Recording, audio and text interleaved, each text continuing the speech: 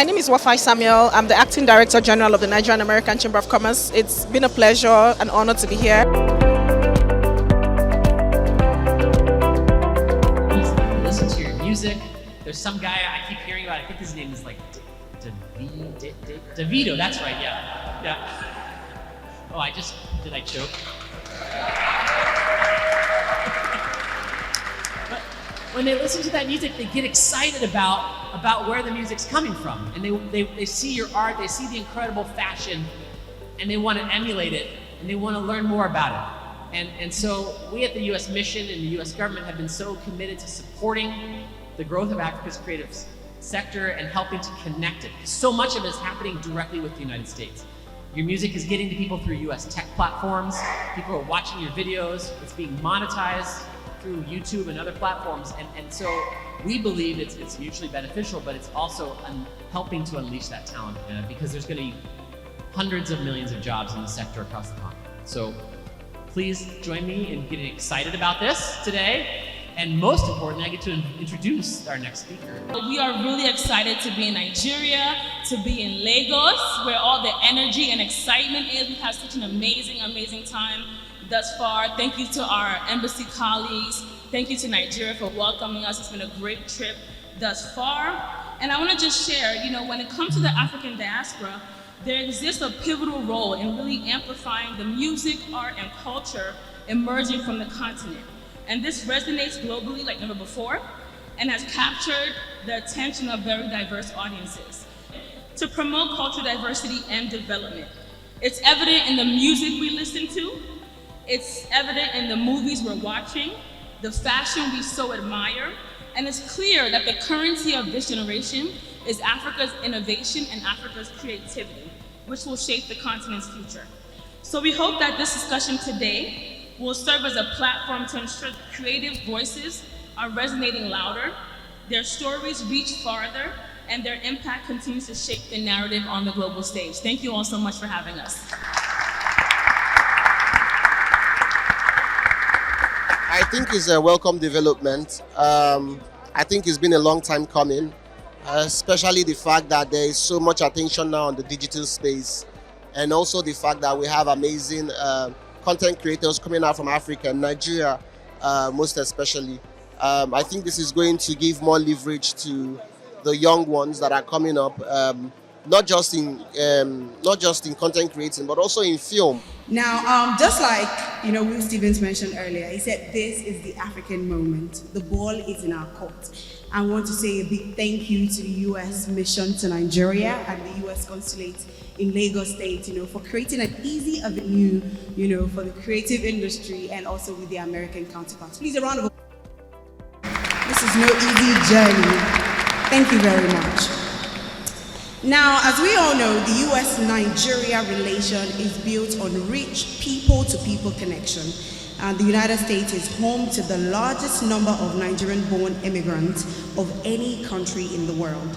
Similarly, Nigeria is the largest source of immigrants from Africa to the United States. Like we all know, we like to japa. And as many of you would agree with me, Nigerians' cultural influence, from Afrobeat to Nollywood movies to our very famous jollof rice. And I'm sure the advisory council members have tried out jollof rice, haven't you? Please, if you haven't, you need to taste it. That's a taste of Nigeria. All right. As we all know, this cultural influence is felt all around the world. Now, during today's panel discussion on fostering connection between African diaspora in the United States and Nigerian communities, we would explore the potential of Africa's creative industry in deepening the U.S. to Nigeria people-to-people ties and spurring mutually beneficial trade and investment of our dear two countries. So ladies and gentlemen, I'm going to be introducing my panelists, who are sitting really cool, some sitting really pretty, beautiful ladies and gentlemen.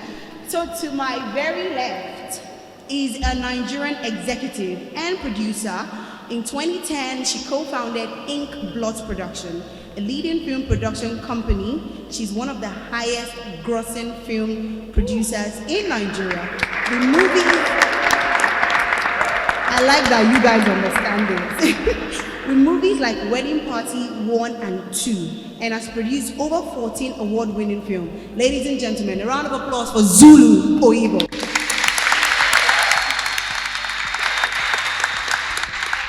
And sitting right next to Zulu is an Atlanta-born Nigerian American who is a multiple award-winning, Grammy-nominated Afrobeat star, songwriter, and record producer who has headlined sold-out shows, including the New York Madison Square Garden, and also selling out the O2 Arena 3 times. His fourth and latest... Thank you very much for recognizing.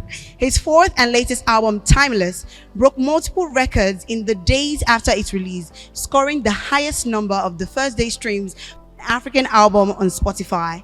10 tracks landed in the Apple Music US Top 200 song charts, and the album soundtrack, Unavailable, sparked a global dance trend. Ladies and gentlemen, please, a round of applause for Davido, David Adeleke. All right, sitting right next to him, looking really beautiful, is a celebrated A-list Nigerian actress who has been featured in numerous films and TV series like Castle and Castle, Isoken, Chief Daddy, and many more. I mean, to me, she had one of the most beautiful, colorful dread back in 2008, 2010. I used to want one, but then I did not have money to move out of my father's house yet, so I just had to, keep it on the low. In her 25 years career, she has starred in over 150 films, and her performances have earned her several awards and nominations, making her one of Nollywood's most respected figures. Beyond acting, she's also a writer, a producer, director, and a sister to one of the most bankable actors in Africa, if you know what I mean.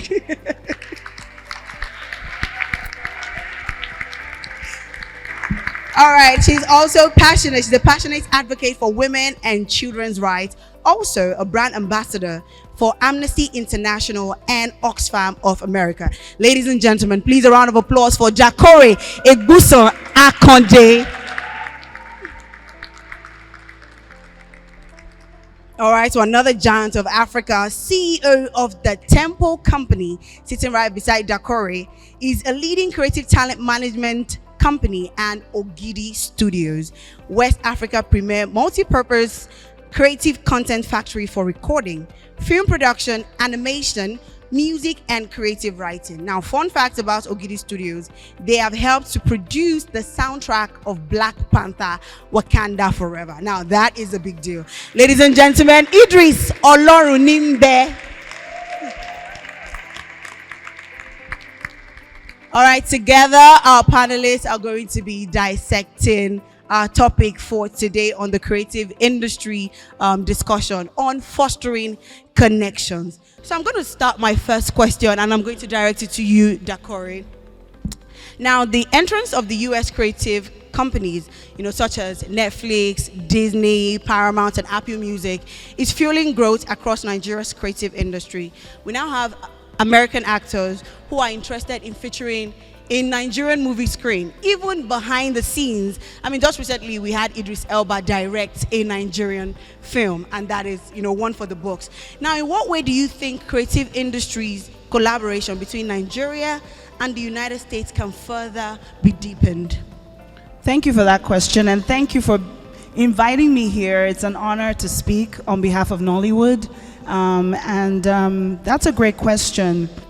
For me, I've been in industry now for about 25 years, and I've seen the growth by the grace of God. Oh, Jesus.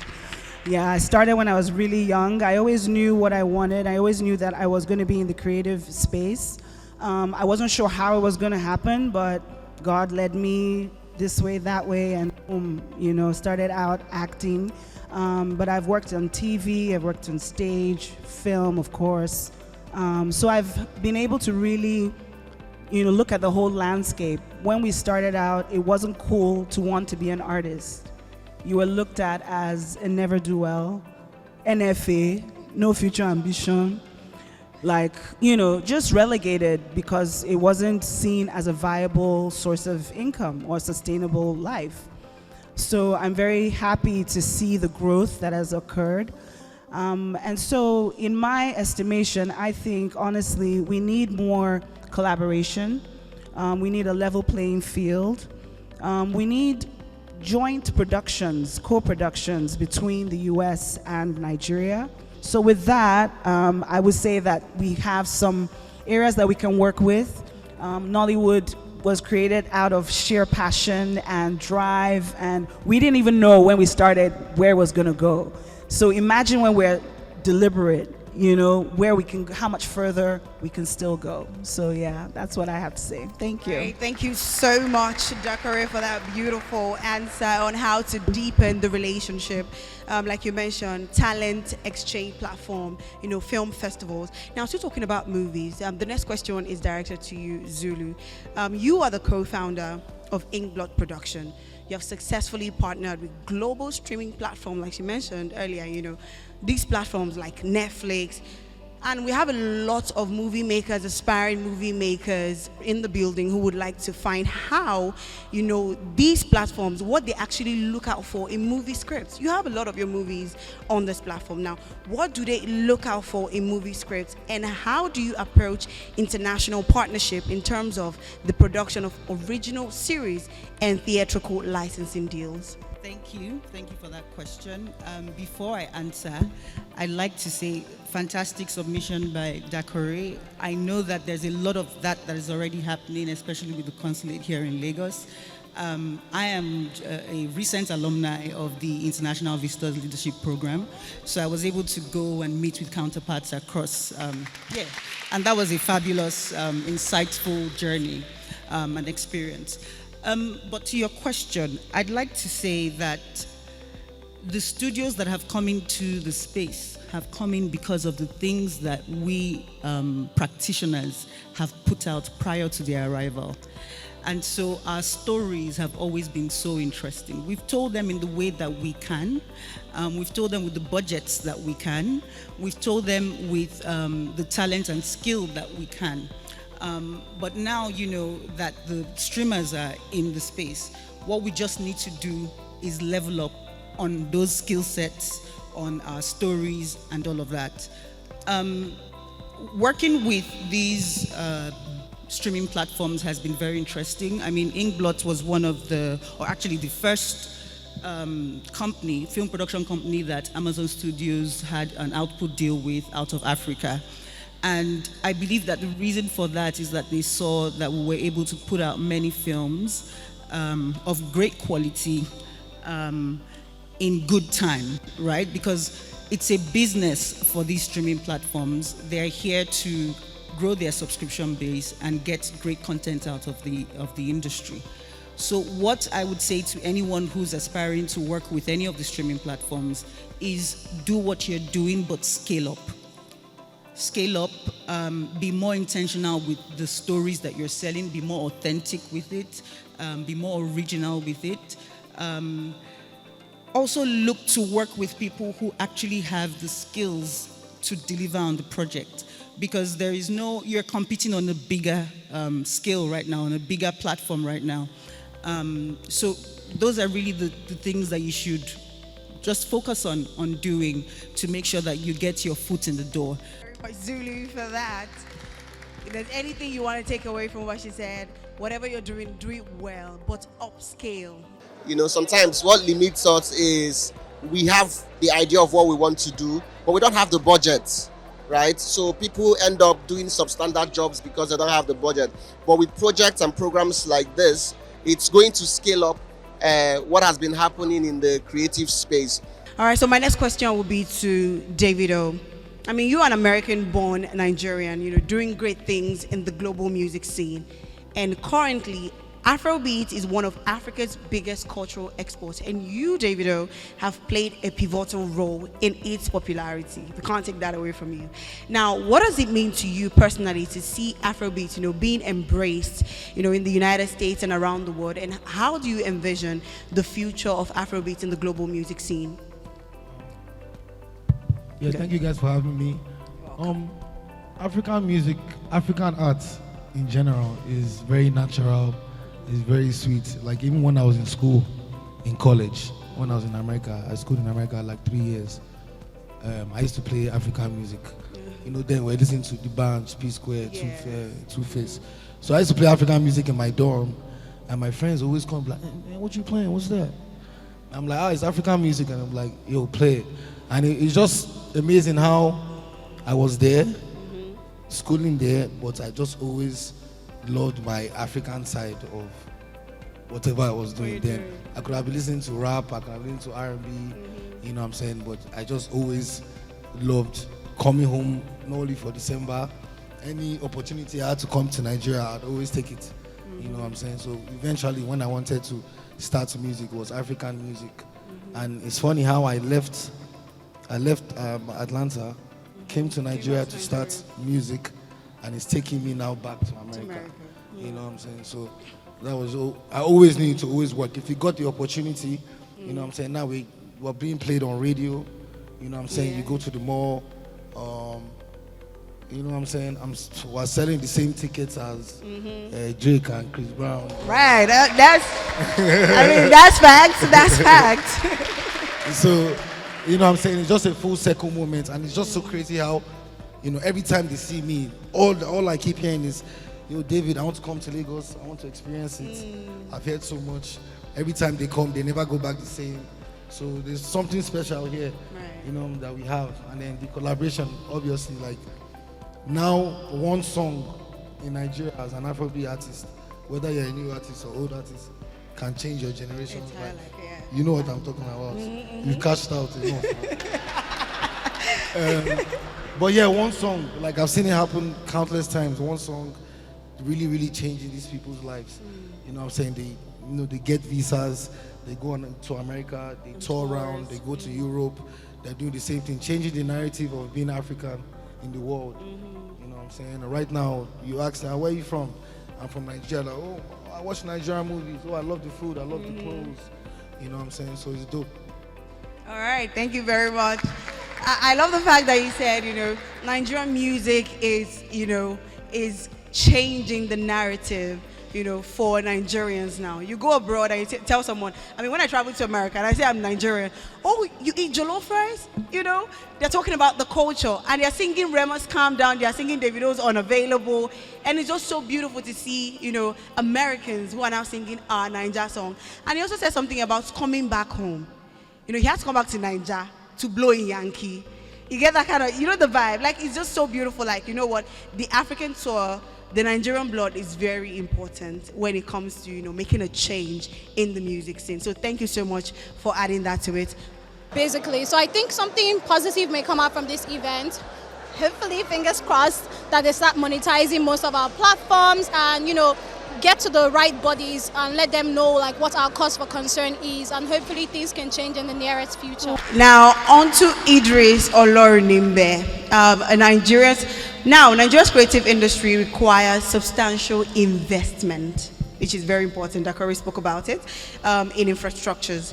Now, such studios, production facilities, distribution networks, and you founded Ogidi Studios. I remember the opening. I was like, what is this studio all about? Because it was all over social media. Nigerians were excited to have something that wonderful. All right. Now, this studio addresses this gap, you know, that we're talking about, and we're already witnessing its transformative impact on the creative landscape. However, there's still so much to be done that we know. Now, in what ways can Nigerian diaspora contribute to developing the infrastructure and ecosystem of creative industries, particularly in film and music, to produce a world-class entertainment? You know, I'm tempted to say repeat your question. Okay, so the question now is, in what way? Okay, you get it. Thank you for having me. I said to David when we were coming in that any question that they ask me, I'll say, ask Davido. But I think the answer is very simple. The first is what David highlighted in his answer. He was an ambassador for the industry without getting paid. Listening to the music, consuming the content in the middle of the people that you live with that is foreign to is one of the best ways to spread the gospel. He helped spread the gospel of Afrobeat. He's leading the gospel now, but at the time, I'm not sure that he knew that he was coming to come and reap like the hump of the bull. But he did his part and he's reaping. So please do your part. Continue to do it. You're doing it already. And without the diaspora, we would probably not be as well known as we are. There are two deficits that we are trying to address. So there's infrastructure and there's talent or skill. Now, on the skill side, you guys always do medical outreaches and so on and so forth. I mean, and yes, we know we need those skills, and you've saved many lives, but you now need to now design it for the creative industry as well. I mean, the skills that you've developed out there, that you use out there, we can use it as well, because a lot of the people who are doing amazing things out here either lend themselves or learned online, and then a few people, I think Toyosi is here, Mimi is here, they went to the New York Film School and all of that. But there's so many people who cannot afford. There are many Dibanjis, many Davids who could use that push with the skill that you can bring. And the skill doesn't have to do with only the talent side. There's the business side as well. You have been in the middle of transactions, of mergers, of acquisitions, of investments, and we need that. So perhaps maybe we can float a diaspora fund as an intervention into the creative industry.